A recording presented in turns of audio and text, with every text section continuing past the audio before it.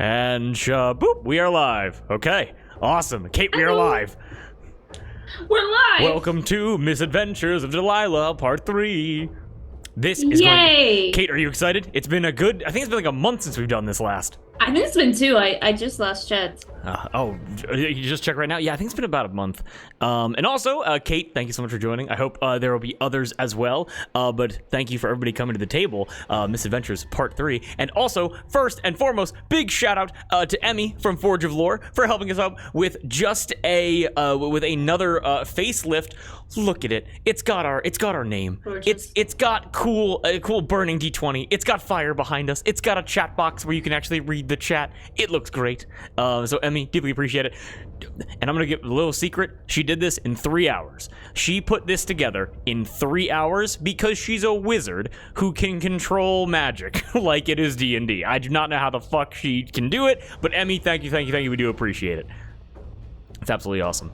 But yes, Kate, are you excited to hop in? Is there anything you want to cover before we get in? Any other little details you want to iron out? I'm ready to jump in. You ready to jump in? Okay, not a problem at all. Then Kate, it feels so good. It feels so wonderful being back because I mean, you know the plan, what we're hoping to do going forward, but we don't get to play that often, and so it's so nice to have you back here. Thank you so much for making the time. Of course, you too. It is a treat. Okay, awesome. Well then, let us begin enjoying the treat. And how about we begin with a deep and cleansing breath to hop right in? That sound good, Kate? Sounds great. Okay. Oh, Emmy, welcome in. Please join us with a deep... Gosh. Yes, Hungry for Apples. That is Emmy. Big shout out to Emmy. Big applause all around. Thank you so much, Emmy. And everybody, please join us.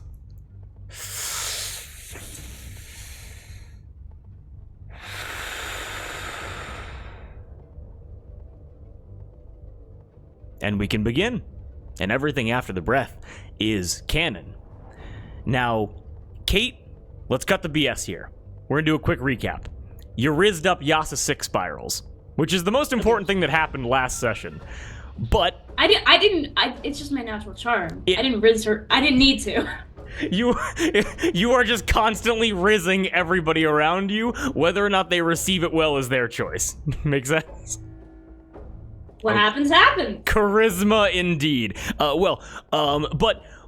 Kate, we kind of just spoiled the most important thing that happened last session, but we can probably talk about some little quick recap stuff in addition to it. So, in the first session, you died.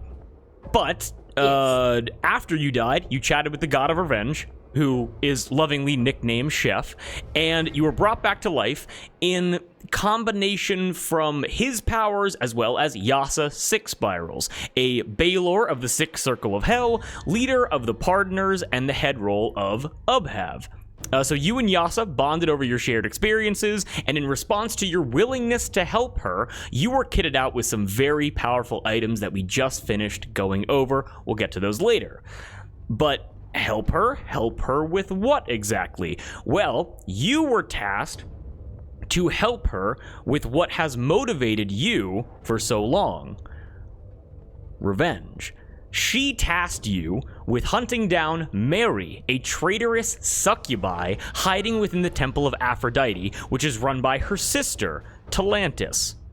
And you refused. You said no right to her face. Understandable. That is not your fight, not your circus. Good job.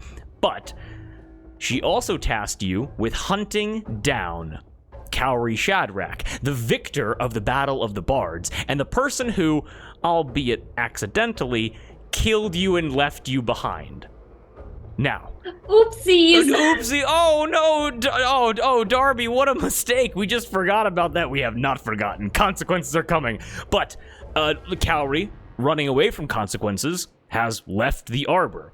But talking with Yasa and her incredible network of pardoners, you know of a man who may have knowledge about where they are heading. A Frisian scholar anthropologist by the name of Tior Fedorov. A man who is currently residing within the district of Simbleton, specifically within the Symbol Palace, the largest and only library in the Arbor.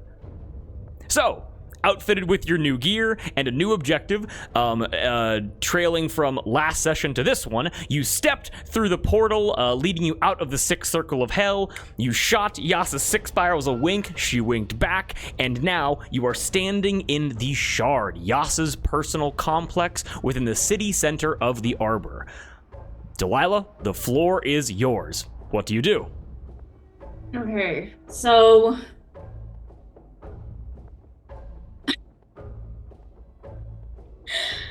Delilah probably like straightens her, outfit out a little bit, like kind of feel really good.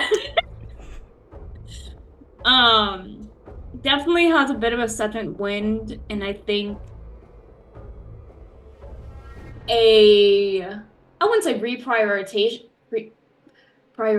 not like that, but more like her little spark for revenge/justice has been renewed, and I think she's been reminded and feels very capable, I think, especially with the help she's been given, which is the first time anyone has ever really given her help really freely, willingly, without conditions, I guess. Not being like, oh, you can't hurt them that much or anything like that. Yas is kind of like, do what you want. So she's feeling very in her it's Delilah's era. You are currently in your redemption tour where you're gonna make all of the same mistakes, but now you have a friend backing you up. And like you're thinking like, oh, like there are no conditions to this help. You just kind of feel this like ever moving sand bowstring like across your chest, like on top of your armor, and you remember that you're currently holding a bow that is made of a dried out human spinal cord, and you just think and it's like in the back of your head, yeah, Yasa really does not care how much I hurt people to get the job done. I will say she also has a different view, I think, on justice versus revenge, where after spending time with Chef, and I think also seeing Yasa and talking with her about justice and revenge, Delilah is thinking a lot about, like there's kind of been a door opened in her mind to think about what justice really means in comparison to revenge, and how hurt people just hurt people, and thinking about like a never-ending spiral of people getting bad at one another. I think she's thinking about like what is the end goal, and what is even really. So I think even though she's in a very like confident and self-assured standpoint, she's not over the edge and out of control. She does feel like there is a reason to stop at some points, but it's just like a little thing in her, and she's not taking anyone else's advice about it. She's like, she's following her heart. You are revitalized, you are motivated, but you are still very much in control of yourself. It is not this like, if I'm hearing you right, it's not this like burning hatred coming from deep in your soul. Yes. It is an understandable, it's an understandable quest that you are on now. It is. She feels like she is fulfilling some kind of purpose inside of her. Okay. So with that new kind of purpose laid out in front of her, she knows that the first name on her docket to seek out and to hold accountable is Cowrie, who is left in an unknown direction. And going back through her little Rolodex of people that she's met while in the Arbor, she knows Tior was there when she met the group at Olive's Tavern.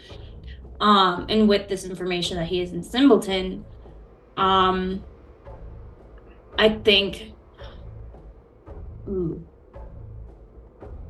Did Yasa only give me items like the items that she bestowed me. So here's what's going on in my head. Okay. To ingratiate myself with Tior, he is a man of knowledge and study. Is there any artifact I have that is not entirely vital to me using, like, for armor or for a weapon, that I could perhaps give him as, like, an artifact for him to study, to be like, hey, I knew you'd be interested in this. As a token of good faith, can you help me find my group? Because I am lost and alone. What an incredible idea that I will fully allow. Okay, so why don't we put a pin in that and get you at least going? So if I'm hearing you right, so the plan is to go get Tior, right? There hasn't been any shifting of those goalposts. Yes. Then yes. why don't we cover that when we actually get to the Symbol Palace, and then we can go through that kind of like discussion once you actually meet him, because like also speaking with him more, you'll be able to make insight checks about like what he is really kind of all about, like more than you already know. And so that might help you out more than just guessing right now. But that's an excellent fucking idea. Holy shit. Okay. I go wherever Simpleton is. Okay, excellent. So, first and very quickly, you are currently inside of the Shard, again, Yasa's personal sanctuary within the center of the Arbor, and you realize that it isn't so much of a room that you're in as it is like a large arched hallway. So you're able to see scorch marks like around the actual arch itself, and about maybe 13 feet tall, maybe about 7 feet, maybe 8 feet wide. You get the sense that this hallway is just wide enough for Yasa, like wings cramped into her, to be able to walk into what is behind you, which is like as your thoughts are going through your head, there is this swirling portal of like sand and orange flame that then begins to extinguish, and it becomes a wall of like solid stone with like a scratchy carved pentagram into it. And so like inside Yasa's Shard, the only thing in here is an access portal to the Sixth Circle. Got you. Okay, so if you're continuing, if you would like to go towards Simpleton, you walk to the edge of this like large hallway, and you stop yourself before you plummet to your death, because you look out of this like arched, again, like gateway essentially, and you look straight down and straight up, and there are no ladders, there is no stairs, there are no vines and no ropes or no pulleys, and this is just essentially a shard that is elevated up on columns that are essentially, you can only access this if you can fly. This bitch.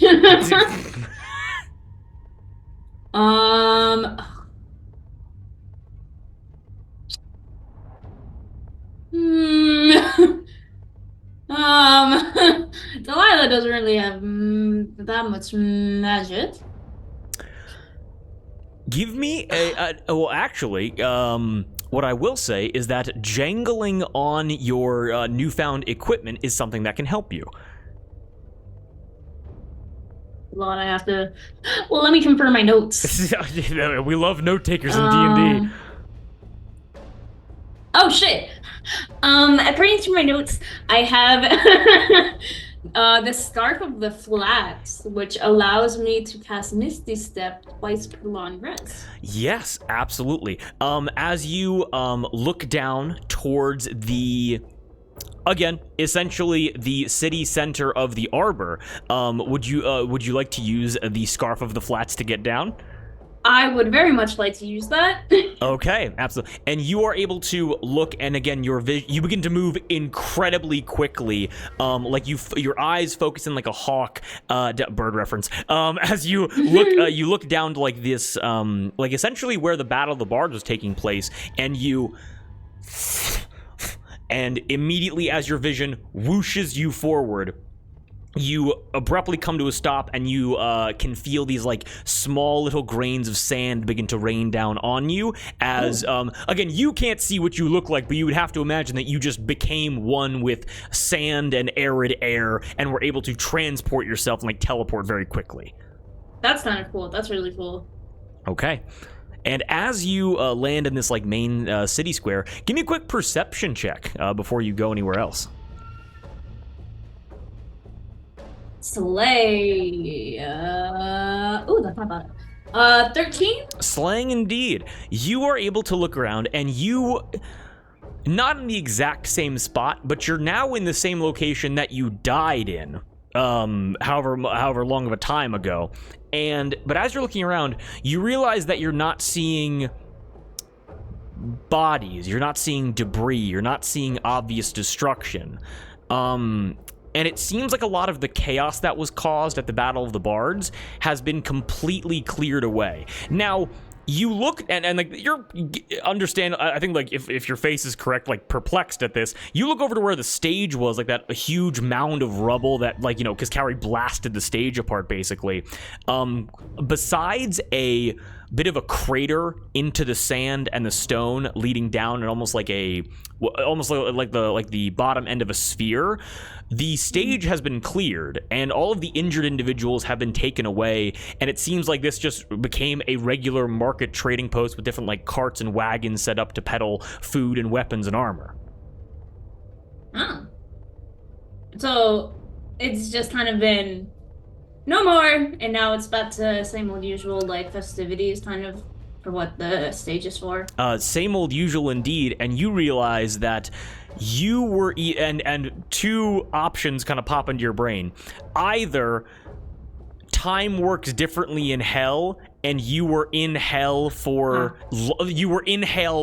longer than it felt like, just because of dimensional travel, or you were dead for a lot longer than you thought.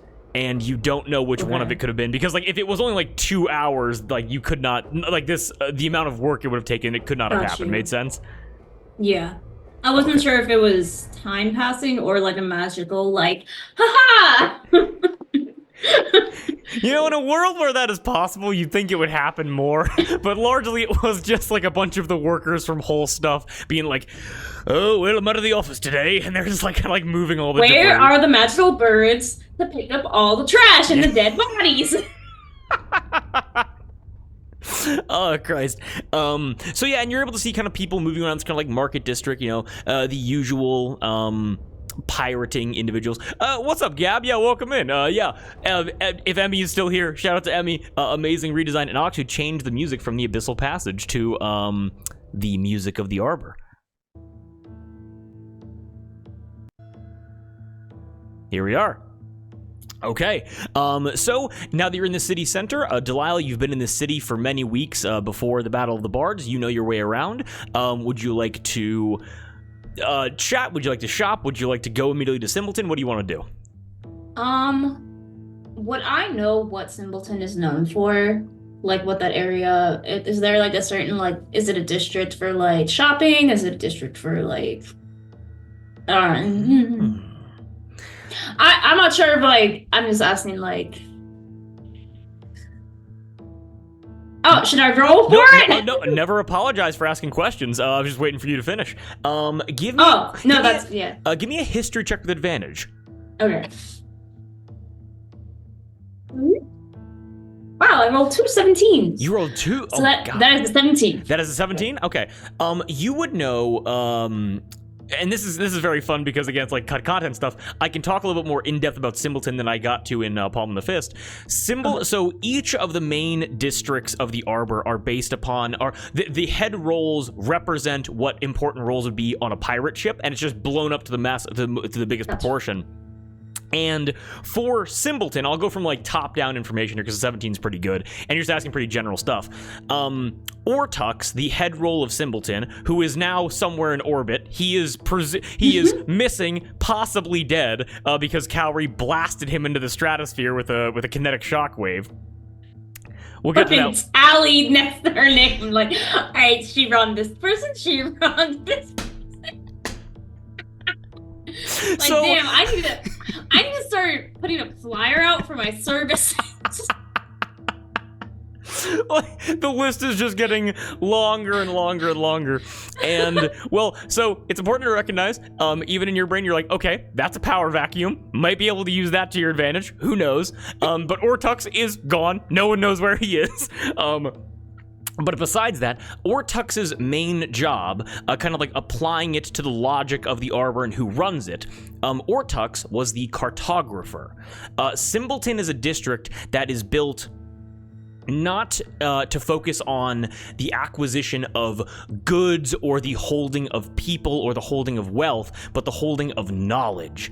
And what you would know is that like every district contains some wares that can be peddled, but Simbleton is specifically designed to sell information about like maps and trade routes and the locations of important targets, or maybe like or information about what will be needed down the line by certain captains if you want to get like people's good graces. It's much more of the idea of buying the immaterial, like knowledge that would be valuable.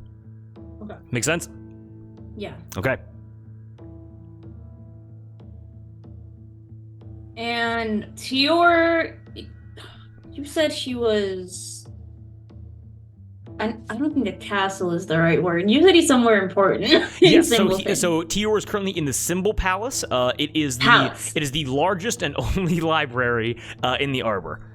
Oh, it's a library. I love that. Okay. It's a library, so yes. my plan is right now is to coincidentally stumble into Tior, be like, I'm looking for knowledge for my friends to find out where they went. Be like, oh my god, Tior. What coincidence that I ran into you? And so if it's a library, that's great, because I can be like, I'm looking for maps. Okay, excellent. Would the library have like maps or something like that? Without a doubt, absolutely, yes. Fantastic. But again, so yes, so again, we can get to all of that, like, kind of tier point. Although I do love that you communicating to me, like, how the plan is shifting. So it's like, Drew, I need you to start making stuff up in your brain right now to make this make sense, okay? I just know if I don't say it, I'm gonna start asking questions that don't really make sense. It's part of the fun of D&D, baby. Hell yeah. Not to say that I'm not gonna use the artifact thing. She has contingencies. Well, hey, I feel like that's very in line for Delilah's character. And I'll also, like, while I'm describing stuff, if you want to, like, start coming up with that plan, go through the items, which were provided to you. If you would like to trade one of them, you will have to decide which one you want to give up. Okay. And all of them are important, like, not important like you have to have them, but important in, like, they are powerful and useful to you. Yes. But that is your decision to make. Yeah. So do you what's up? Is there any chance that I have, like, some sand in my shoe? What? You can't analyze it for minerals. You want to see if you have sand from the 6th circle of hell in your boot. Okay? You think he has a sample of that? I don't think he does. You know what? I'll be fucked. That is not bad logic. Give me a quick investigation check of yourself. God, that's just a 10. That's just a 10? A 10 is exactly in the middle. Heads or tails? I want you to call it for me. Okay. Tails, duh. Tails? Okay. God damn, Kate, you are able to, Delilah is able to take off her boot, like with the sandstone armor, and immediately it is an impossible river of sand begins coming out. I got hell sand. You can write down that you do in fact have hell sand. And actually, give me a quick Arcana check. Oh. 7. A 7. You get the sense that as you overturn the boot, that like, because this armor, because again, you just realize that you got this armor from a demon whose main trade is punishing guilty souls, and you have to think to yourself, oh, this armor and these boots and like everything that I'm wearing right now is meant to like make people uncomfortable, and so presumably you will always have sand in your boots no matter where you go or how much you clean. I'm always gonna have a little bit of sand like in my underwear. It's in all the cracks and crevices, just enough to be uncomfortable. Yeah, like you get back from the beach and you can't immediately shower. You know what I mean? Yeah. Dry and yeah. Sandy cheeks. Thank you, Gab. Exactly. Unlimited pocket sand. God, okay. So before I fuck myself by giving you more and more ability, because now the sandstone armor can just, you can just say the sandstone armor can just produce sand. It can just... So, besides anything else within this market, are there any other ideas you want to go over now, or do you want me to start, like, describing the journey to Simpleton? The only thing I'll say is that I would like to get, like, a cloak or something. I just don't know who might be out there for me, so I just want to keep a low profile. Okay, not a problem at all. You can easily approach one of the small little, like, setup wagons here, like little carts, and you're able to see one of them very kind of like Ren Fair-esque, like, you know, covered top. Yeah. There's just a bunch of standing metal hooks that almost look like coat racks with, like, different colored cloaks of, like, cloth and leather varieties kind of standing there. Do I have money? You just say you have some money. I don't know if I have money. I'm just trying to think, what's the plan? Do I...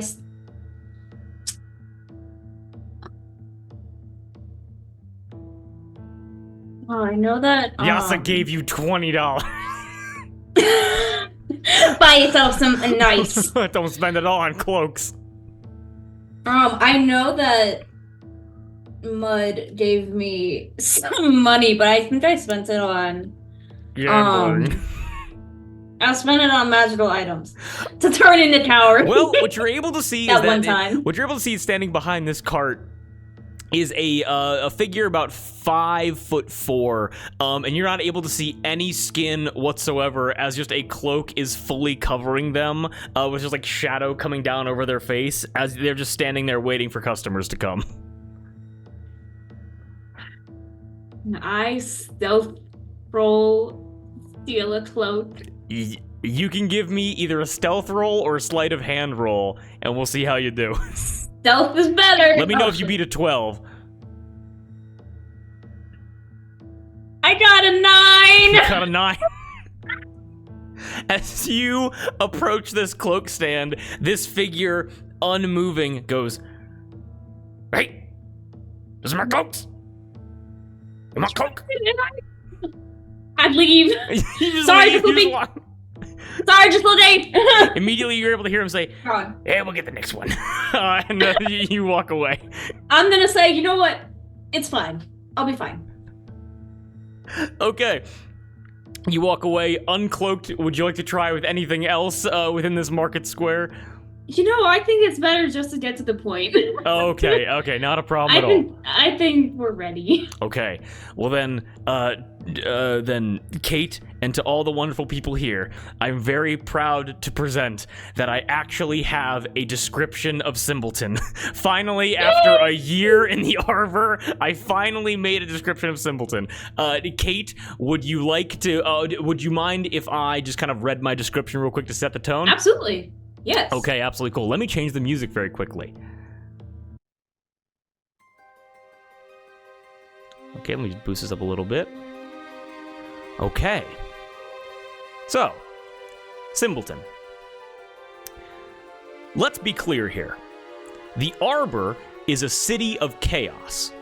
Livenleen has buildings constructed to fall over on top of each other. Kipyup has brothels and temples side by side. Holstuff is a district of canals and warehouses held together by one central dam built into sand. And Ubhav seems normal until you look up and you see skeletons of thieves swinging in cages above where people go to shop. In a place like this, true, stable, complacent, quiet order is alien. And in this way, Delilah, as you cross from the city center, Ubhav, into the district of Simpleton, it's as if you have stepped into another world entirely. Delilah, you're brought back to memories of Alateur.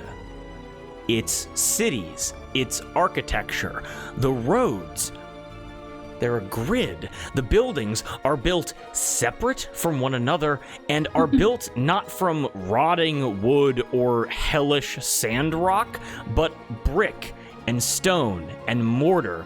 Intersections of streets are labeled, and the labels make sense.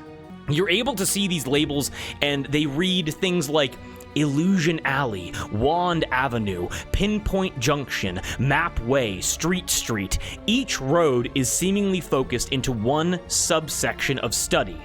Types of spell casting, magical items, locations of important individuals, cartography, the mapping of waterways and weather patterns, largely focusing on the invaluable gold that is information. It tracks trading routes and trading manifests, security measures of convoys, and most of this information concerning the security measures of passing by merchant ships, well, they relate directly to Alateur. Delilah, as you begin walking down the street known by the locals as the Alator Tor, in the windows, you're able to see advertisements for maps of the seas between the Palm, the Arbor, and Alateur, as well as the most notable valuables that are transported between Alateur and the other nations of Titanum. If it wasn't obvious to anybody watching, Delilah, you could have chosen to go anywhere after the incident with Vivian Dubois, but you chose correctly in coming here, because the pirates of the Arbor, as rough as they are, see those from Alateur as nothing more than rich nobles waiting to be sacked. It's a hostile place from those of proper culture. But as you continue on your way, it's not hard to find the Symbol Palace, tucked and towering in the center of the district of Simpleton. It's a library and an observatory that is built far above every other building in the district. It's a circular cone building made of properly finished wooden planks and large cut stone slabs, all that lean inward the closer you get to the peak. You see proper railed stairs connect one level to the next, and you're able to see scholars in wrapped robes with packs of books and maps moving from section to section. Some wizards levitate, some druids disappear into the wood and reappear at the ground level, and others are unlucky enough to have to walk. These robed scholarly individuals are known as the Magic Eyes, because they possess a rare ability not seen often in the Arbor. They are able to crack open texts and tomes and put knowledge into their brains from the scribbles and drawings found on the papers. Now, am I literate? Yeah, oh shit. You're in a district where people can read. And finally, at the top of the Symbol Palace, capping off the coned building, the palm trees having been cut low to allow visibility, a domed observatory with the largest spyglass you've ever seen pointed towards the stars. Here is where Ortux, the head of Simpleton, did his research before being blasted into orbit by Cowrie, just kind of retreading information at this point. But Delilah, as a learned person, someone with education, you're able to see a district that makes sense, that's logical, that's educated. But to pirates, the average citizen of the Arbor, to Cowrie fucking Shadrach, Simpleton is nothing more than boring streets, uninteresting buildings, and a ton of symbols they don't understand. Simpleton. Oh my god. Welcome to Simpleton.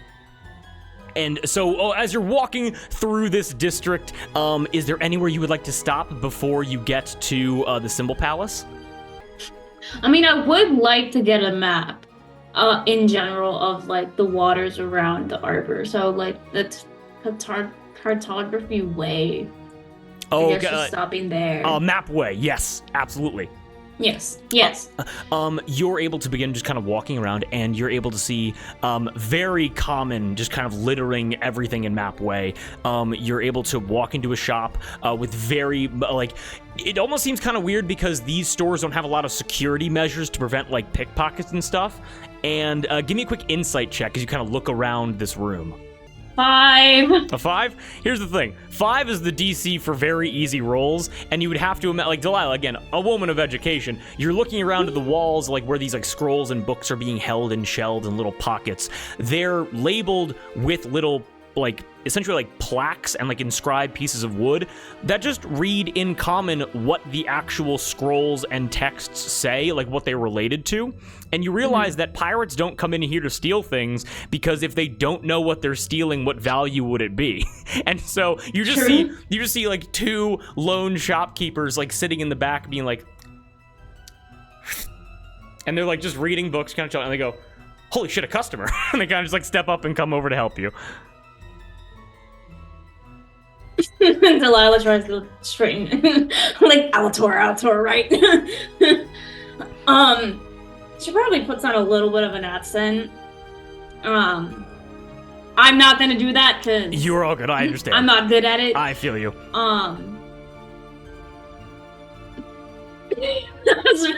Greetings! She doesn't do that,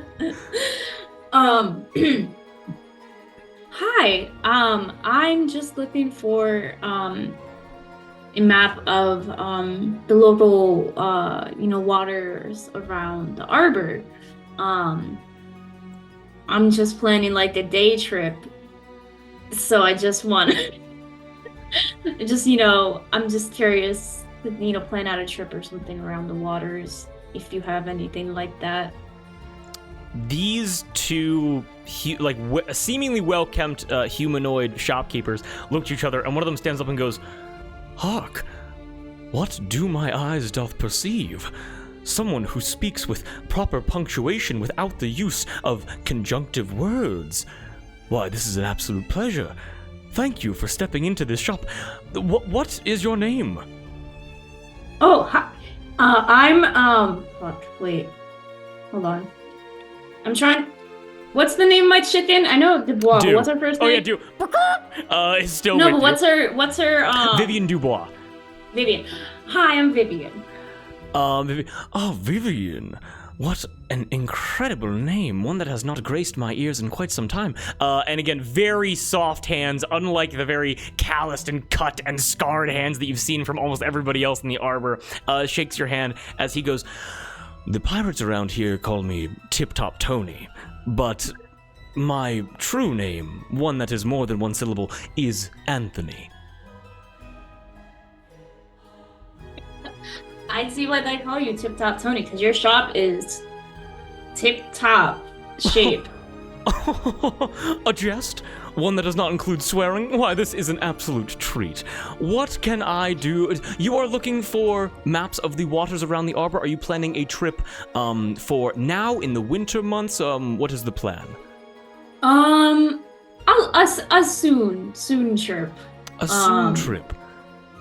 Yes. I have a friend in town, and I just feel like, show him around is the best way is to get, a good view of the island from, out on the waters.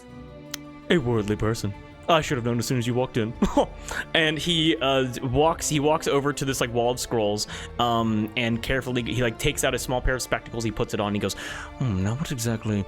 Well, we are in the summer months. Don't ask me for the month itself, because the DM doesn't have that. But we are in the summer months. And he pulls out a large scroll, about probably maybe 2 feet in width and probably 4 feet in length.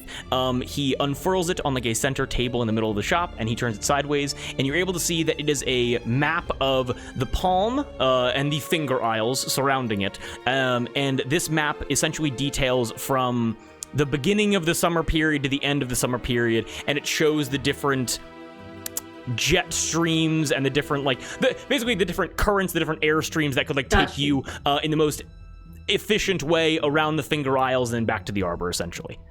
Cool. Now that I'm thinking, do you have a map of the greater area? I just listened to that with lovely in my home, the arbor, but of the palm and the fist. Sorry, that's what I meant. Oh, of the palm and the fist. If you have it. If not, I will just take the palm. Well, racking my brain, I would have to say, of course, we have maps of the greater world. Of course you do, Tony. That's Anthony. And then he steps back and he pulls out an even larger scroll now. That's this is at least maybe 4 feet in length and like 3 feet in width, and he basically overtakes the entire table now, and you're able to see a ginormous map that covers the palm, the fist, and it covers the sink and the mop, and then it shows like the different kind of adjacent aisles, like the well and with the molar owls and things like that. And he goes, now I will be honest with you. My plan was to give you this, the simplest of maps, the ones that shows the current around the arbor and the palm and the finger owls. That was going to be for free. But larger maps such as this, ones that can be used for more violent means, well, that simply will cost you something. For violent means? Anthony. For who am I to assume that you are not planning some kind of raid, and I must ply my trade as well? Fair enough. You never know. You see the people who live and walk around here. Certainly. So, would you like to pay in gold? Would you like to give me information in exchange in a way of bartering? Or what is the best way?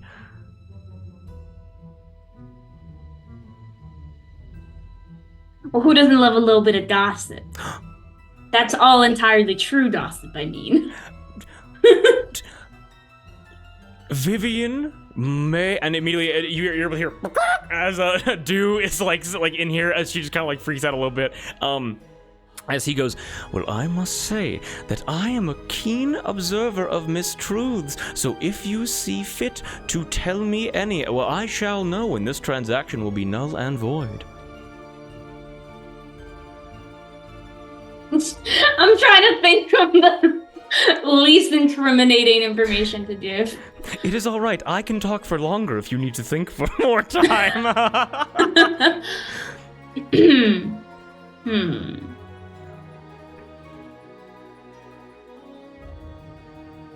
See, I'm also trying to think of what Delilah knows versus what, like, Arthur knows versus what everyone else knows. We have a lot of characters in this game. I understand. I'm like, what does Delilah know?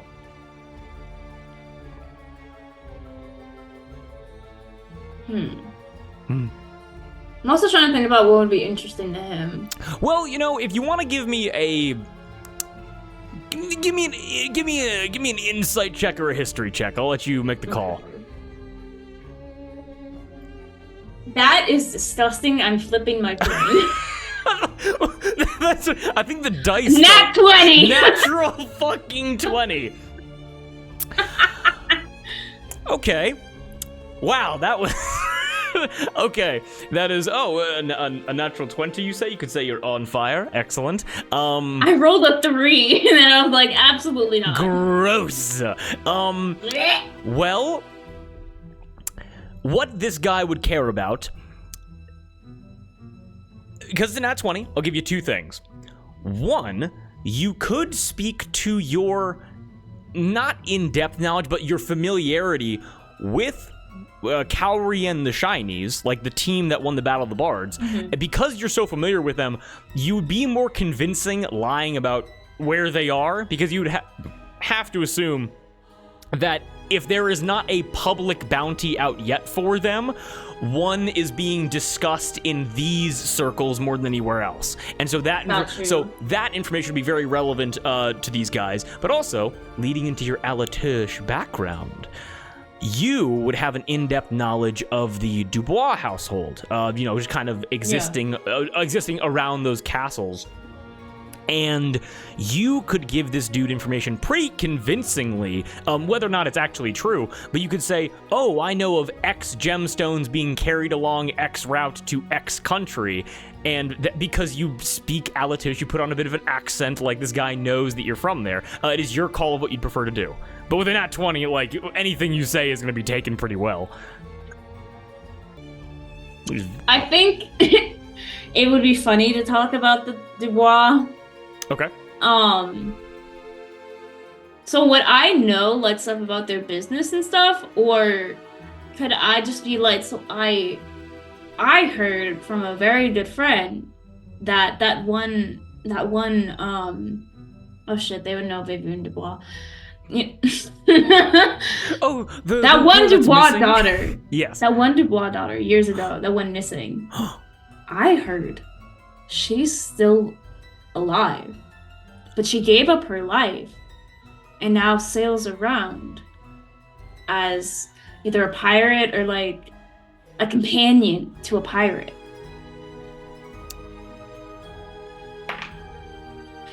This guy looks to you and he goes, "No. Yes. You must be yanking on my chain. I do not yank. For could you?" And he kind of like leans down and goes, "Well, have you heard?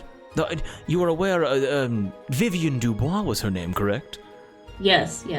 Ah, well, knowledge from far off, yes, but it was several years ago that she disappeared without a trace, and there were.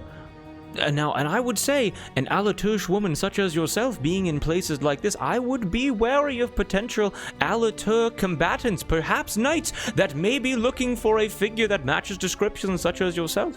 For it is entirely possible. I have heard of her. Because I have heard woman. rumors that there have been a squadron of Alatouche knights roaming the western waters of the Palm, searching for a woman who was seen fleeing the scene of the Dubois castle, fleeing the scene of a small little hovel outside of the Dubois castle.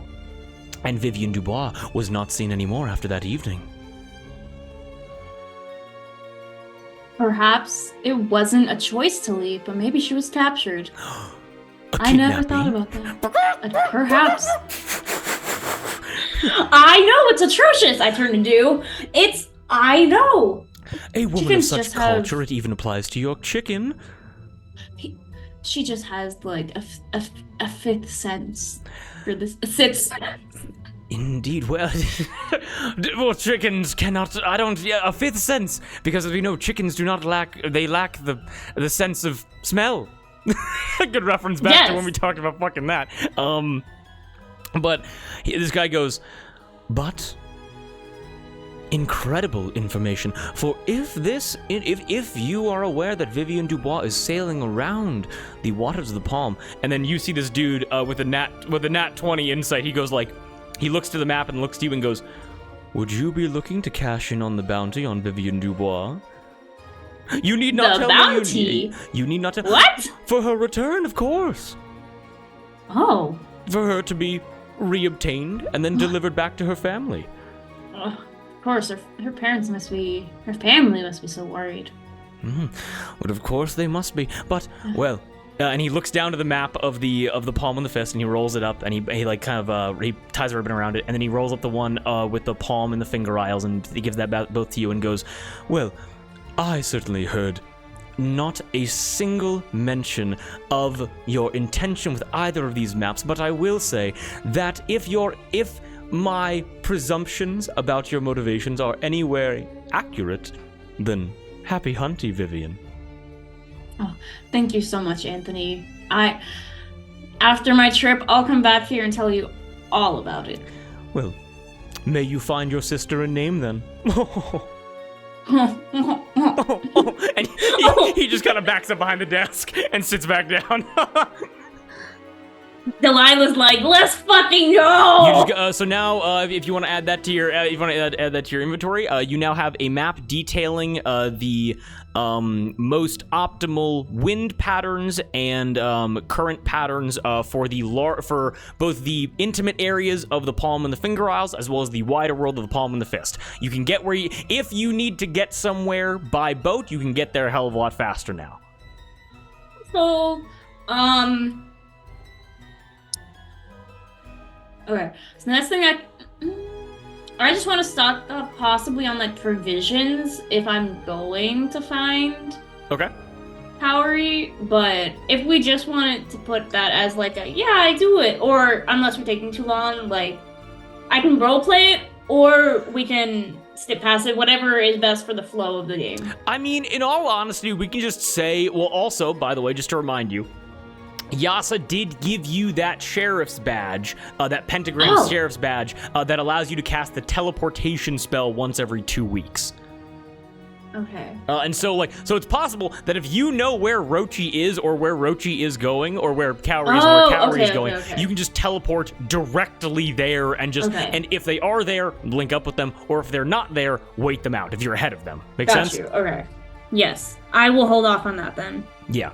And just you know, like DM and also Yasa speaking, that was to basically avoid, if you were going after them, avoiding you just being like days behind them and having to like Yes. run them down essentially. So That makes it sense. allows you a way to get ahead. If you can predict where they're going, get ahead of them, and also if they don't go to where you're going, you can then jump to the next location they're heading to. So Got you. Okay. Cool. I'm all set then. okay. Super cool. You walk out of Mapway, and where are you off to next? You off to the Symbol Palace, or do you want to go explore some I'm other off to shops? the palace. Okay, you're off to the Symbol Palace. Excellent. Okay, let me just scroll down here. I also will say Delilah is reminded of why she left Alatorts. That was hard in a conversation for her. She did not like that. That is the first conversation you have had with someone who can read constantly without getting it. Yeah, you know what I mean? Fucking terrible. I just made also, I've been seeing in chat of like, oh, we should have gone there, we should have gotten these maps. Every fucking shopkeeper here's a douchebag. Like, they're all very like like it's like Pirate City, and it's like classic D&D like Shakespearean talk, you know what I mean? But yes, you head to the wide base of the Symbol Palace. Very easy to see, because even if you wanted to like follow the actual rigid roads of Simbleton, you just keep your eye on this district center. That is very true, Kate. You keep your eye on the district center and then just begin to navigate your way there until you come to the wide, like, cone base of the Symbol Palace, and you see a large doorway open to the public. Again, it is a midsummer's day, and you're able to freely walk in if you choose.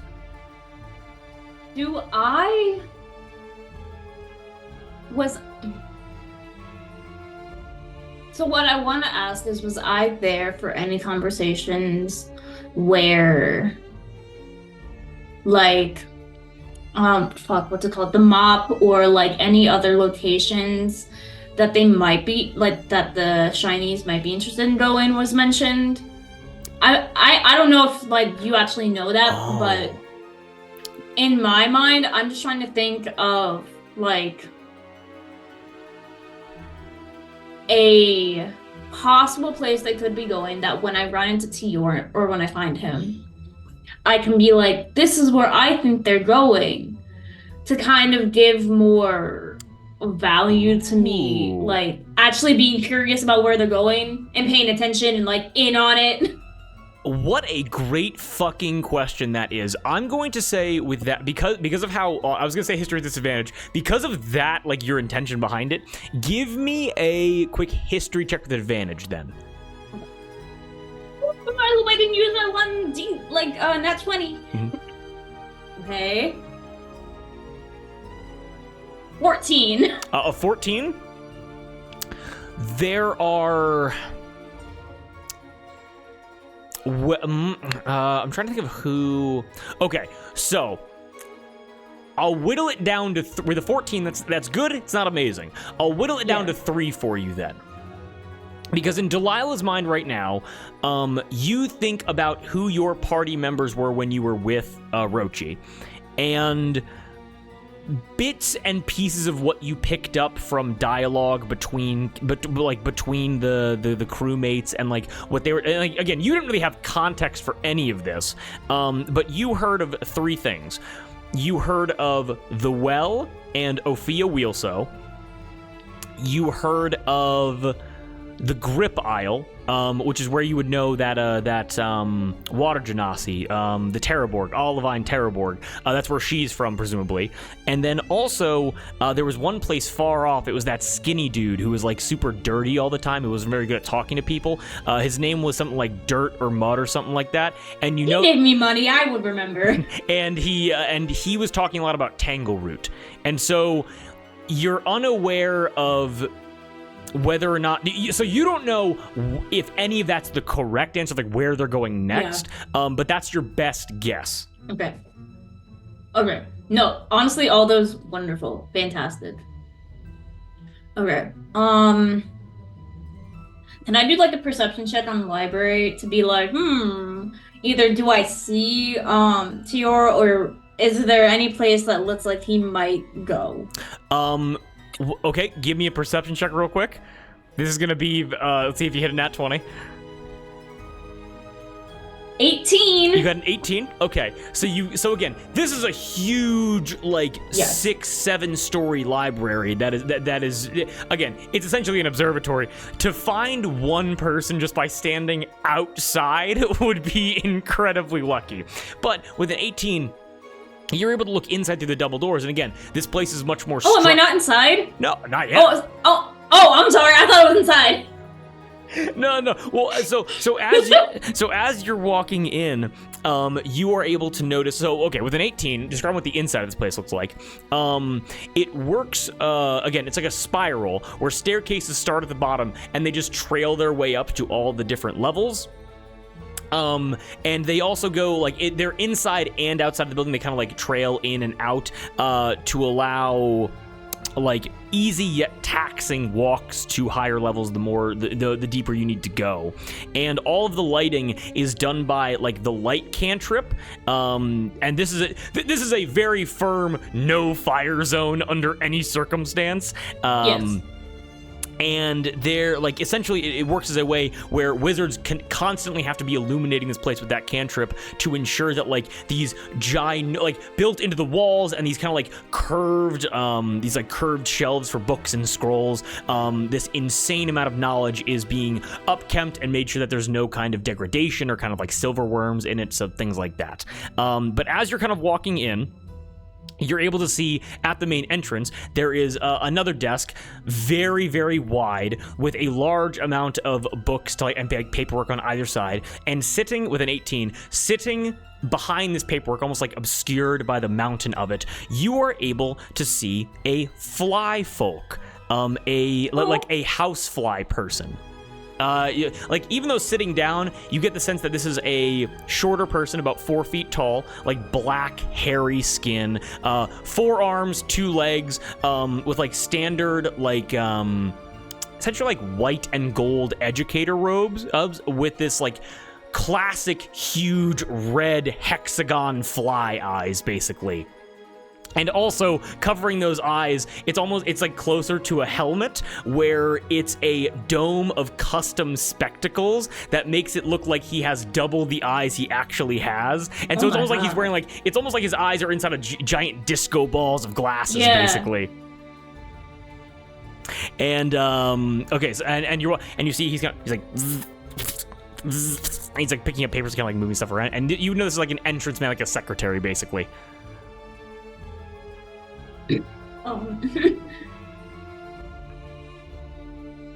Fuck, what am I looking for? I'm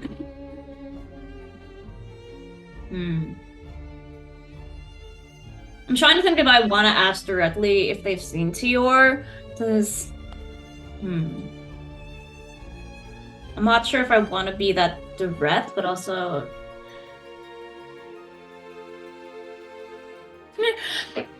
Hi, excuse me. Bonjour. So, hi, could I possibly ask you just a question? But of course, yes, ask away. Off game. What does Tior look like again? Tior is a skinny white dude with black hair. He is very clearly a scholar. He is covered in... he has a spell book, kind of like leather holster around him. God, he's just a standard white guy. He has a Frisian accent, so he sounds Russian, in a sense, or at least this game's version of Russian. Besides that, you don't really know much else about him. I'm looking for a friend of mine. I believe he might be here. He really likes knowledge. He's a Frisian man, very tall, quite slender. Definitely like a bookish type. Have you seen anyone who might fit that description? He looks down and he goes, "Oh, why, yes, of course, madame. I keep very good care of every single person that is found within this library, and I will be sure to stop all of the work I'm doing right here to direct you to him." No, ma'am, that's... Fuck, no, ma'am. No, that's all right. I'm just wondering if he is here. I can go find him. Don't worry. If this I'm here to do. I'm here to do some of my own research as well. So I'll bump into him. You know? He looks at you and goes, with the armor that you carry upon your person, this is not some kind of assassination attempt. I do not expect any kind of... We take that very seriously here, and I do not want there to be any kind of the use blood of on the weaponry. boots, you would never get it out. Give me an insight check very quickly. Oh, God.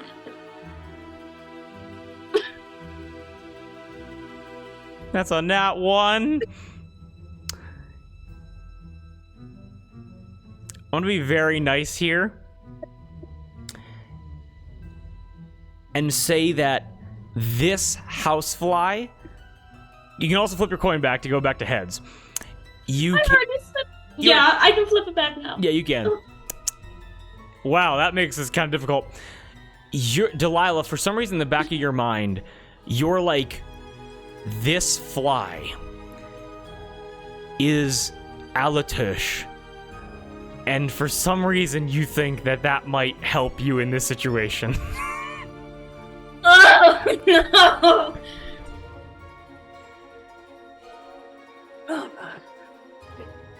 God. Can I switch to speaking pure, just Alator-ish to the fly? You absolutely can, yeah. So you speak to you switch to Alatush, which is like French, essentially. Yeah. What do you say? No, that is okay. If you were actually direct me to the geography section, that would be great.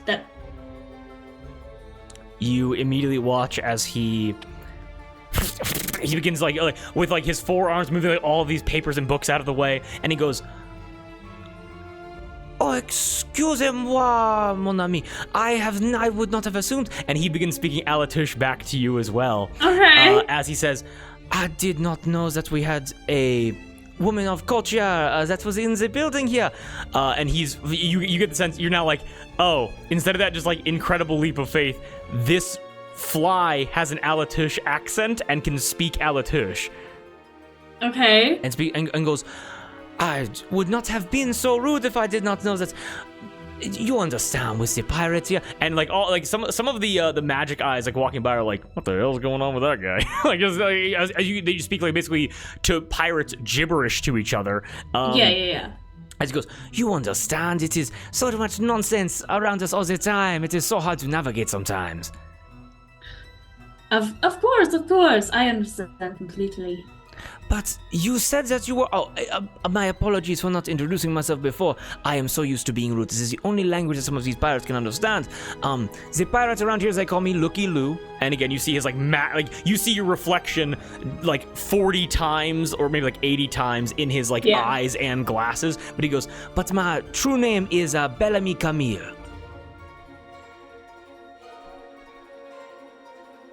Lovely to meet you. My name... Hold on, let me... Fuck, no, I can't do that one. I was gonna say my name's Kira. I can't do that one.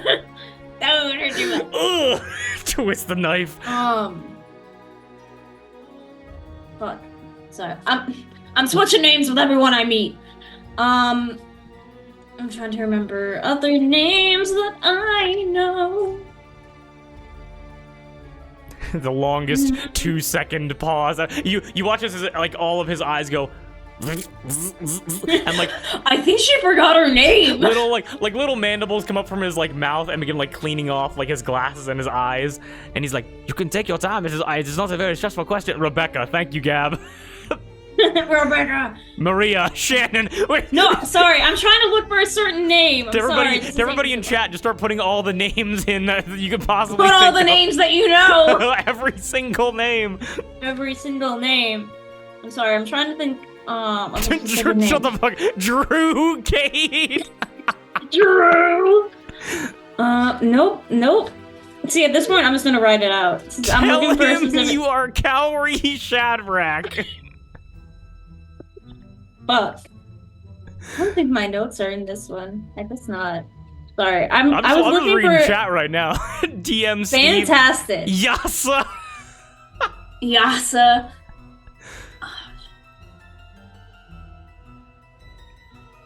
chat's just gonna keep filling up with names. I know. Fia. See, now I'm also like, what is the name that I'm thinking of? Who? Okay, I can help you. What name I are know you can. Who's the guy that I killed? Oh, fuck. Why don't I know his name? That's what I'm saying. It was Vivian and, fuck, what was his name? Oh my god, what is his name?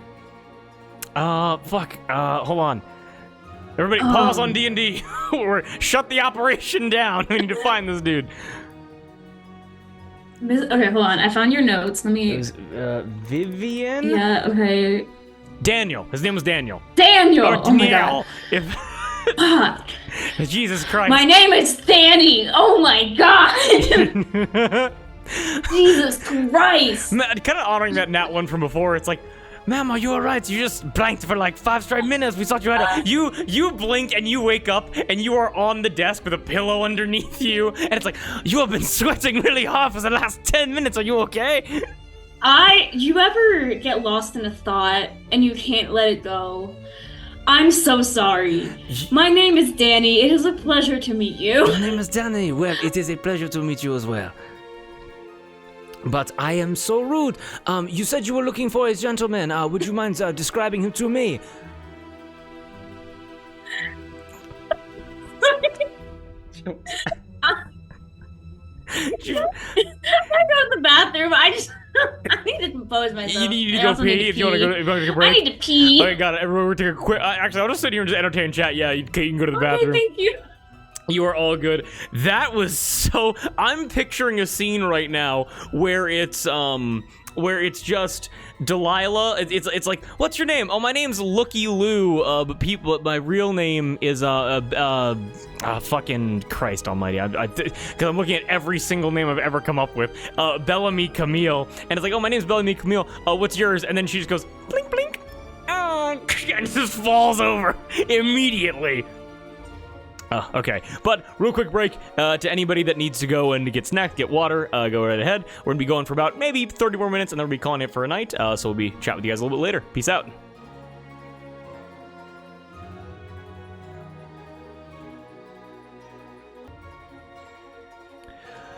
And we're back. Okay, awesome. Oh, okay, so... Chad, now that we are peed, I've cracked him with a liquid death. You are talking to Bellamy Camille, aka Looky Lou, an Alatush housefly individual. Which, by the way, as we kind of hop back into that, as you wake up off of this table, and you begin to swing your legs off, kind of hop back up. Bellamy, again, much shorter than you, helping you as much as he can. Give me just a... I'm just gonna say, without having to make any check, being an Alatush native. Bellamy being knowing how to speak Alatu, it's a very, very rare language to see in this part of the world by someone who, let's just be honest here, is very clearly not a native of Alatu, or if he is, very rare individual, because Alatu is a nation that's mainly populated by human and humanoid races. Like, it is not very, like, here in the Arbor, it's very common to see, like, Selkies and Loxodons and Plasmoids and like, orcs and apelings and all these, like, kind of crazy out there races.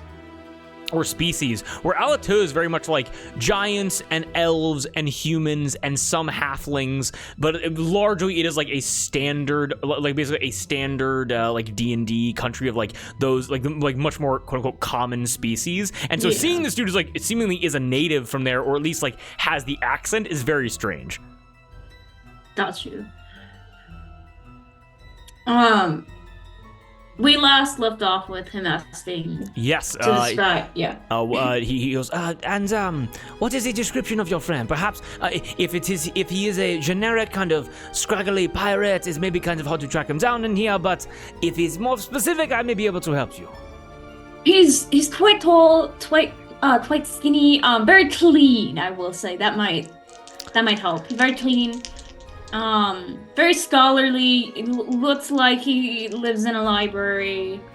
Very pale.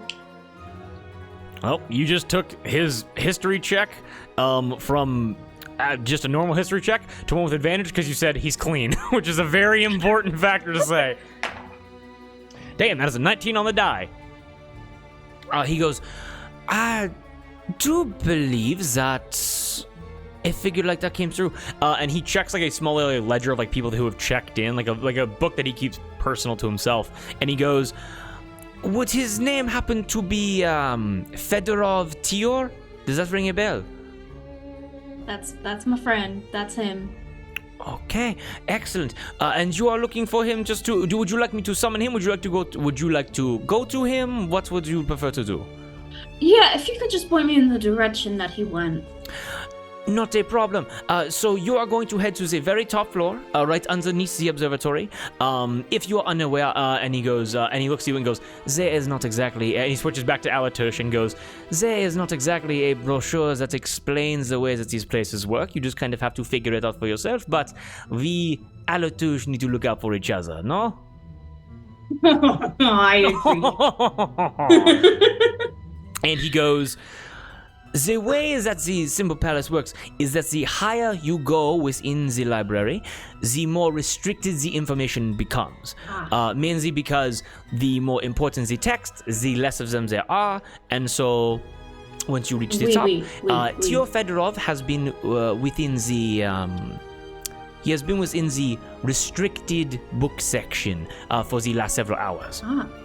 I see. And once you get there, I can escort you if you wish. However, if you would prefer to go there on your own, once you go there, you will be escorted by two of the magic eyes, or as we call them, people who can read. But they are more powerful wizards that specifically will escort you to ensure that you do not take. Of course, it is not saying that I do not trust you, but it is just to make sure that none of the restricted books and the irreplaceable knowledge is not stolen. Does that make sense? Absolutely. Was it, madame? As a fellow reader to another, I understand. As a fellow reader to another, it is so nice to be talking to you. But yes, it is going to be up those stairs. Just continue until you reach the iron doors, and then you will be escorted in. Just let them know that Bellamy sent you, and they will know that you are all right. Does that make sense? Thank you so much. You've been a great help. But of course. And if you are ever in need of any kind of information, just look for Bellamy and I'll be happy to help you. I sure will. Thank you. Yeah. Have a good rest of your day. He kind of waves you off and goes, You are much kinder than the average Alatush person that I meet. And he waves you off. I know. And he waves you off. I'm so glad that I asked. Because the odds of me finding him all the way there are low. And hey, I got this structured for you for it to be yes, for all the tour. Yes, Gab, exactly. That's proper pirate speak right there. Hell yeah. Okay. I guess I just go upstairs. Okay.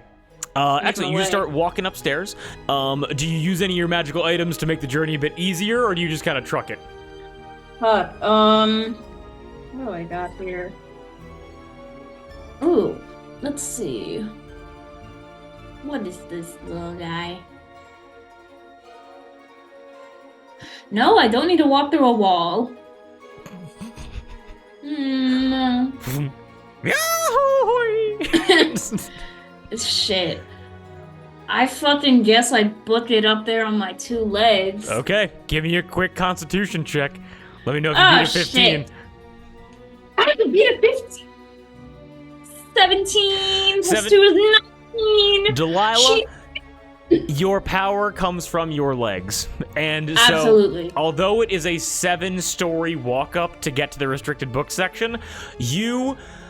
again, this place has reinvigorated you, and you are in such... It is, as you said, it is that mood of like, I am back in somewhat of my element, and although the actual culture may make you a little bit uncomfortable, you are like, oh, I can walk upstairs and not be out of breath. This was something that I was taught when I was going to instruct in like the higher like plateaus of the like Herb Corte castle. And so you are able to, without a doubt, keeping your back straight and your head aloft, you are able to climb up 6 flights of stairs without breaking a sweat. Excellent. Making my way downtown. You come to as I said before, you were able to notice that the floors turn from these like wooden planks and stone slabs. Immediately you like reach the top, and the ceiling above you is a black iron of like thick, like riveted into the top of this place, and you come to a large barred, it's almost like a jail cell door, a door of like cold rolled steel. Right. So I get to the top. Can I go in, or they're like guards? So I have to be like knock knock. You knock and a hatch opens up, and you're able to see this like huge, like tan skinned bald guy with like, you're able to see like his traps kind of like go up, like almost like the top of his neck, and he's like the very tiniest like piece of the little spectacles on as he goes, "Who is it?" Bonjour. Bellarmine said it was okay for me to explore this floor. I'm just here to find a friend. Ah, the Frisian noble, of course. If Bellamy sent you. You're able to hear as like 300 locks begin to be taken off this door, and then you're able to hear some kind of magical incantation as well begins to be broken on the door. As the door heavily swings open, and you're able to see this like enormously easily like covered in robes, but you have to imagine this dude who is probably the strongest magic eyes you've seen so far. He's fucking shredded. As he goes, "And you will be escorted," and he gestures over, and you're able to see two robed figures, no coloring on the robes whatsoever, completely white gowns with hoods up covering their faces. Give me a quick perception check.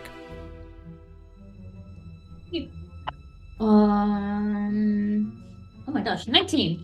With a 19, you're able to see the hands of them kind of like crossing over as they begin to like, put their hands against their forearms, kind of like covered by their sleeves of their robes. You're able to see them momentarily. One of them looks like the hands of like a high elf, and the other appears to be the hands of oh crap, let me just get into my notes really quickly. Almost looks like the claws of like an Aarakocra. Much smaller than this individual, much thinner as well. But these figures do not speak, and this like larger figure is able to go, "They will escort you to wherever you need to go, but the Frisian individual is towards the center studying area." Oh, Messi, thank you very much. You are welcome. And again, the door closes behind you. And you are able to walk into the restricted, basically the restricted section of the only library in the arbor. And what you're able to see in here, just like a really quick description, is everything in here is made of metal. The floor is made of metal, the walls are made of metal, the shelves are made of metal, and it is dead quiet. Besides, like, the faint echoing of footsteps by some of the librarians that tend to these things around here. And these giant metal shelves, they have books where it's like, you know how like in real life when you go back in time, books kind of just get larger because they're more like art pieces than they are like commonly made things? These books are, and these scrolls are huge, and they're brittle, and they're all laid so carefully with like space in between them to avoid like silverfish infestations, and like if anything was to happen, like to save as many as possible. And they have these thick chains, like again black, like rolled steel chains, rooted to them either around like notches in the scrolls or like into the spines of the books. And you're just able to hear in the distance like just footsteps of people, and you're able to look into the center of this restricted area and see like one singular metal table with a metal chair rooted and welded to the floor, and you're able to see a very thin Frisian scholar, a man you've seen before, Tior Fedorov, surrounded by two of these white gowns on either side of him as well.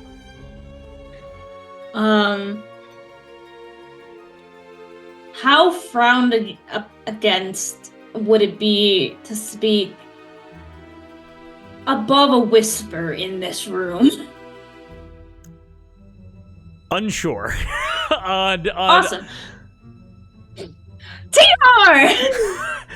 TR! As it echoes throughout these halls, and you're able to watch as... Oh, I just didn't even roll in my box for some reason.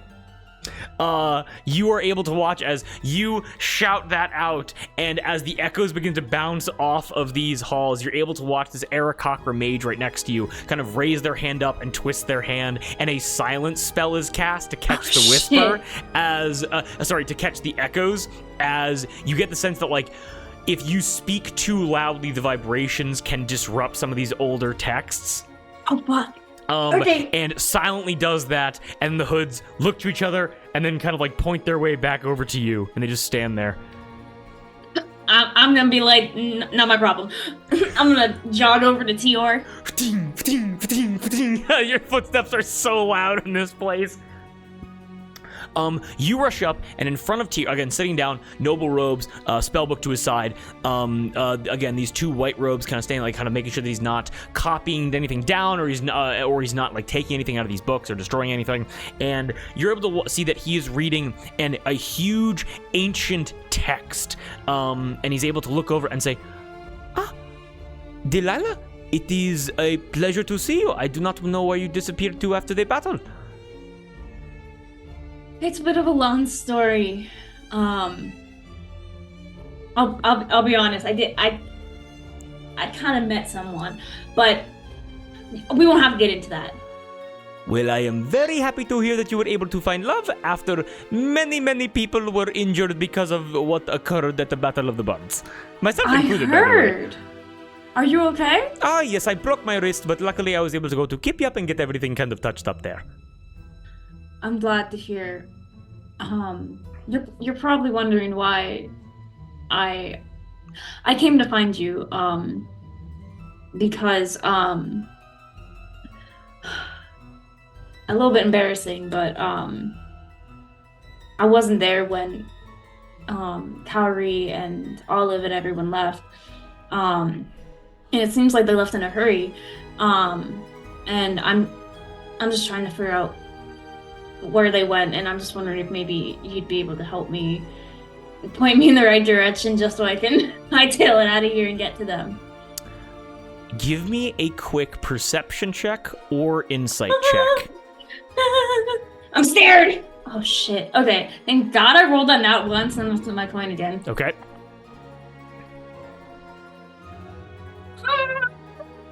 Is that a natural 20? It's 20.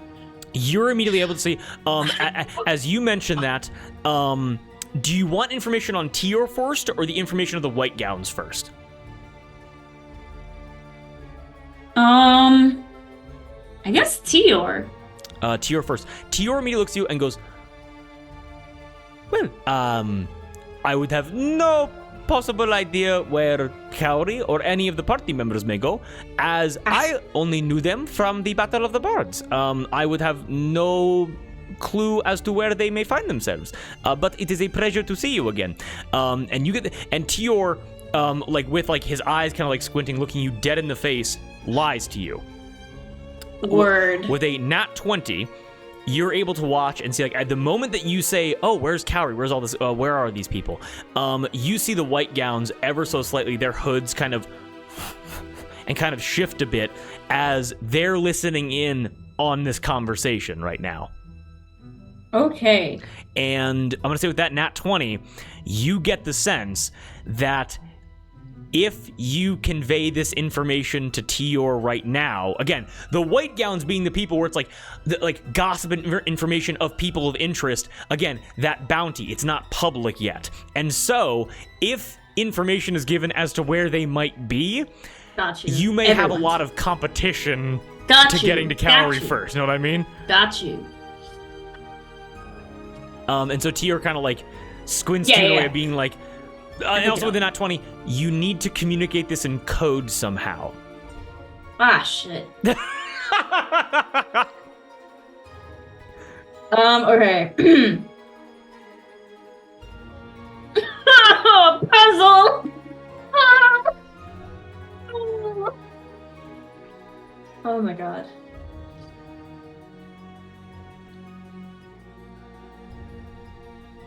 That's okay. I know you didn't really get like tangled up in all of their drama and stuff. But I do hope they're well. I love you, Kate. It just... I'm just hoping I can find them because, I really did feel like I could have like a new beginning with them and like keep a grip on like a good group of friends. But if you don't have any information, that's okay. Tior immediately nods to you with a passive intelligence that is high enough that he immediately gets what you're doing. And he looks to you, and Tior goes, well, I am very happy to hear that you have a new motivation to tie up loose ends in that way, and I hope you are able to connect those loose ends once you discover your new path. Are you curious as to what I am reading right here? I am. Then please come. And he shows you this ancient text that he's reading through, and you're able to see that this book is at least 450 years old. The script is the pages are falling apart. The leather is dry and wilted and just coming apart at the seams. You're able to see that, like, some restoration methods have been made to like sew the pages together, but they have to be so delicate because it's almost like glass, like ancient papyrus more than it is anything like proper paper. Yeah. And you're able to see that this is an account, kind of reading through it, this is an account from one of the first captains to settle the Arbor about 500 years ago.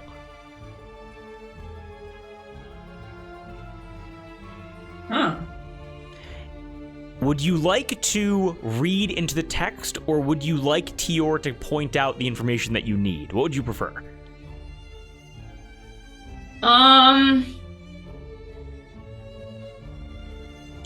I guess, like, have Tior point to stuff, just in case there's anything he wants to, like, specifically point out to me. Okay. Tior, trying to keep up the act, begins reading through these paragraphs. And he basically says, and as you can see here, this captain describes a mass exodus from the Fist. And that the people who escaped the Fist were pursued for several weeks going west. They attempted to get assistance from the rulers of the shores, but they were denied safe harbor. So when the pirates thought that all was lost. But as they were exiting Sailor's Pass to the west, a great hurricane approached from the southeast and swept away most of the slaver ships. This storm never disappeared and has since come to be known as the Fury. Mm-hmm. Right, the Fury, yeah. And you're able to watch as Tior takes his finger, and as he's kind of reading this to you, kind of trailing these old words, he underlines 3 times with his finger the word south within southeast. Okay. Okay. And he goes, have you ever heard the story of Fred? Fred? Fred, yes. No, I don't believe I have. It was an incredible show back within the well. And Oh boy. I think a lot of people, now he has been a repeated fighter within the food chain battle. That has become a staple within the feast temple run by Ophia Wirso. And I believe that Fred has become so popular and has become a bit of a fan favorite. And I think if people wanted to, if they had the guard to do it, perhaps those that would have issue with Ophia Wirso possibly may want to take Fred home with them. Yeah, Fred sounds pretty cool. I would want to take him home too. That's a cool story. Thanks. No, but of course. Now, and he quickly just looks to you, and you're able to watch his eyes glow very quickly, and you're able to see words flash up backwards in his eyes like he's seeing them, but you can see them on his pupils. Yeah. And they flash up with sandstone, shard, spine, and scarf. And he goes, Delilah, you happen to be wearing more equipment than the last time that I saw you. Where have you been the last week and a half?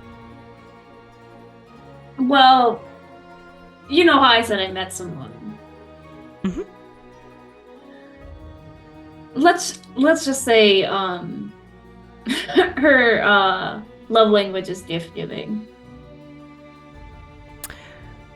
I need you to make a deception roll for me. I really don't care if he knows. 16. 16? He got a 15. Slay! He looks and goes, well, I would then hope that in that case you are very careful regarding the gifts that you receive. And he looks specifically like gestures with his eyes like to the bow on your back. Acknowledge, because again, Tior, anthropologist, most of his spells coming from like ancient researched like temples and dungeons and things like that. He recognizes that your bow is a powerful weapon and a cursed weapon. And he recognizes the negativity that could come of that. Got you. Okay, so I've gotten south and southeast, Fred, Ophia, Fred being taken home by someone. I'm trying to think if there's anything else that I need to know.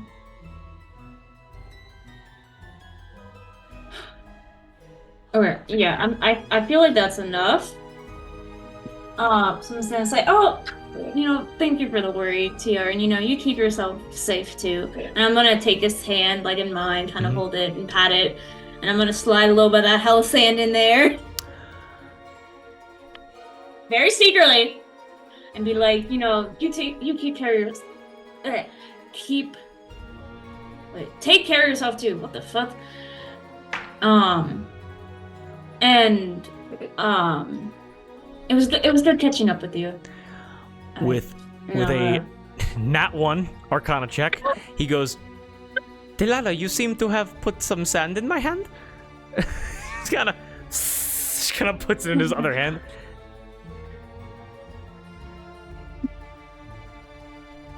I'm so sorry. I went to the beach before this, and she shakes a little bit. Sam, so much I'm sand. so sorry. Immediately, the white gowns come up to you and are like, "You need to leave." I'm getting there. You are introducing rogue elements into this place where the reason that we wear these clothes are not for like religious reasons. We can't have any outside elements. You need to leave if you are covered in outside bacteria. Okay, I'm leaving. I'm gonna do the same thing again with Tior and just bye. You put more sand in his hand and you. It's a gift. He rolls and goes, well, nat 20. He goes, like, shouts before the silence spell can cut him off, and he goes, Delilah, is this from hell? And you are escorted out of the room. Oh. As you are escorted out of this like restricted section, you are very quickly pushed and like they push me downstairs. You like get to the edge of the staircase basically, and like the moment that you like turn back without even saying goodbye, the door is immediately and shut in your face, and all the locks are put back up, and the slot is closed. Okay. Well. Well. Oh my god, okay. Could I? I just want to find a table to kind of like lay my map out and be like, okay, so southeast. Yeah, southeast. And figure out. So that would be going back to the well, right? Yeah, so you find a table, you lay out your map, and here's what you're able to push together from that information. south, so you didn't have a lot of time to talk in there before you got kicked out for putting sand in the books. So you look at the map and you go like, okay, southeast, but for more towards south. You go southeast from the arbor, and you wind up at you wind up at the island of Turnaround, and you wind up at the well. On this map, outdated, you're able to see that it's the small little shanty town of Rebound, and then Balar Fortress to the eastern section of the island of Turnaround. And again, information that you don't fully understand here, but it seems like Tior emphasized the idea of... give me a quick history check on Ophia Wheelsaw. You don't know who that is, I just realized. 10. 10. You know that Ophia Wheelsaw is one of the people that runs one of the major temples within the well. Yeah. She is a part of the leadership of the Feast Temple, and he made mention of that, and also there's clearly some kind of like combat fight arena happening within the well now called the Food Chain, that seems to have some kind of animal named Fred. Now, you don't know what Fred is or what Fred's deal is, but it seems that, like, from what Tior was suggesting, because you're trying to find out where they're going, there is a likelihood that they'll be heading to the well to either fuck over Ophia or to obtain this animal named Fred. Okay.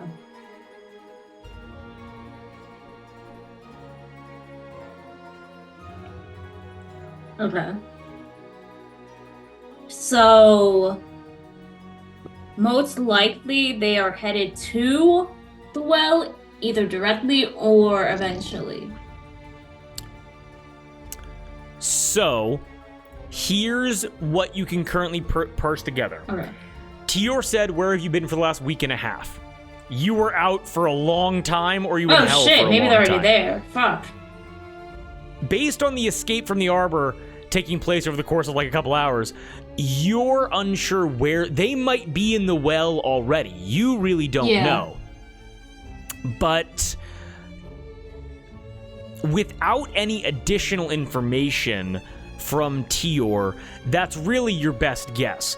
And most likely, if, and like, Delilah, kind of putting this together in your head, if they're going there with the intention of, like, let's say Ophia Wheelsaw was an ally, maybe Ophia would be willing to convey information about Rochi to kind of, like, keep you going on your trail. However, if Ophia happens to be a villain, well, then why not throw your hat in with somebody else that wants Rochi, and then by extension, Calorie? I have to ask my demon girlfriend first. You need to ask Yasa first? Yeah. Okay, so... I'm kidding. Oh, I do what I want. It's like, Yasa, honey, I'll be back. I'm gonna go cheat on you real quick. I'm just gonna... Okay. So, with that, with that being your best next lead, you do have that if you wanted to head there now, you could always use that teleportation star that you have, or if there's any other loose ends you want to wrap up in the arbor, you can also do that. I would love to get out of here, because there are 20 Alator running around. Okay, excellent. You, so do you use the star then to teleport yourself over to, the well? Yeah. I'll probably find, like, a corner, like the bathroom or something, and just be like... Yes, you're like... you go to someone, you're like, where the bathroom? They're like, we shit in pots here. I don't know. You don't have plumbing? Where do you think you are? I'm from Alator. I have standards. Baby giant. Oh. You were able to get like a little secluded area, like further down the chain, so there's not that much security there, and you're able to open up this portal. And as you begin like kind of opening this portal, you take the star off, and it's almost like your hand, like with the sandstone armor covering your basically body. It's almost like your arm acts in a way where it knows what it's supposed to do, and it draws a pentagram in the in the air. And with that pentagram being drawn, I can actually change the music real quick. Oh. There we go. With that pentagram being drawn, you're able to watch as it begins to fill itself in, and the tips of the pentagram begin to connect to each other, and it begins to... and becomes, again, like what you saw with Yasa, a roiling portal of fire, like orange fire and sand. I'm gonna see the pentagram and see it do that and be like, I should call her. And then I walk in. As you're walking in... everything reminds me of her. As you're walking in, you're able to hear a voice call out behind you, and you're able to hear, like, steps rushing towards you right before you step in, and you're able to hear Tira's voice shout, "Somebody stop that woman!" And you disappear into the portal before anything can be done. Can I close the portal? The portal immediately closes behind you, yes. Okay. Now, Oh, what's up? Then none of my problem. Not your problem at all. You walk into this portal, and you now understand how this teleportation spell is altered to fit how Yasa operates. And you get this idea. You remember, again, time worked differently in the Hells, and so it's going to be a relatively short amount of time to get you, like, you're going to appear in the well instantaneously, but as you step through the portal with this destination of the well in mind, you don't step into the well immediately. You step through the portal, and you're back in the sixth circle of hell. Step into the sixth circle of hell, and you are no longer in Yasa's chamber. You're now in the cracked earthen flats with sandstorms and dust devils and these monsters roaming around. Immediately, your scarf of the flats, and it wraps up around your nose and your mouth and covers up your hair and any exposed skin. Your sandstone armor begins to slot out, and so you are completely covered and you're insulated from the elements of the sixth circle of hell. Wonderful. You then are able to see in front of you by about maybe 100 yards, and a pentagram is drawn, and a portal opens up 100 yards in front of you. Oh, okay, I see. So it's kind of like to travel, to teleport. It's kind of like you go to this middle ground and then you go to the next place. The Nether from Minecraft. Yes. Got you. Exactly. So I guess I wait for the other pentagram to open up. Yep. So it's open. It's just 100 yards in front of you. Oh. Okay. Can I go inside? Yeah. As you are walking to this pentagram about 100 yards in front of you, you are able to walk past, as you're like, again, these huge flats, you're able to see these like ribs of this great fallen beast or man that, again, you saw from like the top of Yasa's little like chamber within the sixth circle. You're able to walk past actually, I'll roll dice about it. You walk past and you see these skeletal beings with like muscle strands hanging off of them. With their hands, they are scooping up sand and shoveling it into their mouth, and you're able to watch as it enters into their mouth and goes down their throat. It exits out of their uncontained ribs and simply falls down, and you're able to walk back as they're like trying to get some kind of sustenance here, as you're walking past damned souls who are forced to be here, scrambling for sustenance for eternity. Poor things. And you're able to walk directly up to this pentagram portal and step through if you would like. Yes. Okay. As you step through with this idea of the well in mind, with no temple specifically in mind, you walk through, and the vibe immediately changes. Ladies and gentlemen, welcome back to the well. You are currently standing in the center of the plaza with an access point to the Feast Temple, the Wealth Temple, and to the Love Temple, baby. You're able to look around and see merchants peddling merchandise. I heart the well. Leave it in the well. What happens in the well stays at the well. You're able to see pipes and waterways and canal systems leading to each of the temples being as accessible as possible to attract as many customers as they could imagine, and as many as they can. And you were able to look and see these 3 temples again. You are able to see to your east, you're able to see a temple with rolling waterfalls, crystal clear waters, both fresh and salt, whatever your preference, with Lokatha and Selkie and other aquatic races climbing up these waterfalls and these pipes to go inside and, well, gamble and relax and drink and get their love on. You're able to look over to your you're able to look over to your north and see you're able to see the Wealth Temple. It is again, stacked high, at least 20 stories into the air. You're able to see gilded bricks, elaborately cut marble. You're able to see things lined with rubies and gemstones. It's everything. It is a beacon of wealth. Perhaps it is yours for the taking. And finally, to your west, well, it's almost as if a temple was ripped directly from the forest and placed here in this lap of luxury, with trees acting as its supports, with foliage coming out of the top, with apelings and the hadazes kind of swinging and jumping from vine to vine. You were able to see the Feast Temple, run in part by Ophia Wheelso. Welcome to the well. But what you do in the well, that will be a story for another day. God. And that's where we end tonight's session. Why did Tiara want to stop me? Well, that's a question for another time. But Kate, did you have a good time? I had a great time. Okay, absolutely wonderful.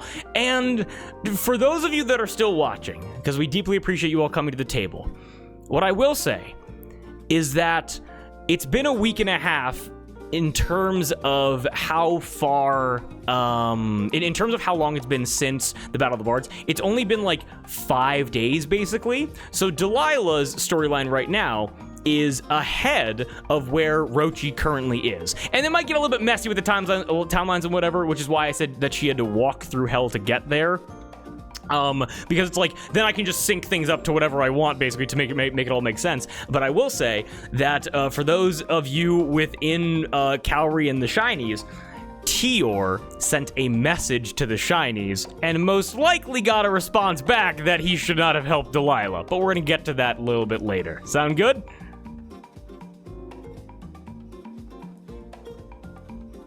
Yes. Oh, Kate, how did it feel? Was that some good D&D? What'd you think? That was so fun. It was nice that it's like exploring other sides of both like the Arbor, but then also like with Delilah, just kind of having fun, not having to worry about dying or death or morals.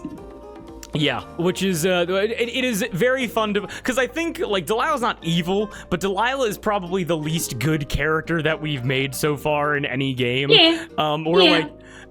Which is why I'm so excited to, like, see where this goes, because especially, like, in the well, where it's like, also, Kate, welcome back to the well, the third ever place you guys went in this game, which is super fun. It's so nostalgic. Yes, and I'm gonna have like a proper description written up for the Feast Temple and all that kind of stuff. And then also, oh my god, Kate, should we do a little bit of a spoiler for next session? Maybe. Just a little bit of spoiler. Just a little bit of spoiler? We are going to have another guest joining us for Misadventures Part 4, and then that will be our final session before, at least most likely, if things go to plan, so I'm probably going to eat my words saying this, but if everything goes to plan, Misadventures Part 4 will be the last Misadventures episode before the Delilah storyline and the Palm and the Fist storyline come back together. So be very excited for that. But with that little bit of a spoiler, I think that is enough for now. So I hope everybody has a wonderful rest of the evening. Everybody sleep well. Thank you for coming for the table, and we hope to catch you next time. Peace out, everybody. Good night.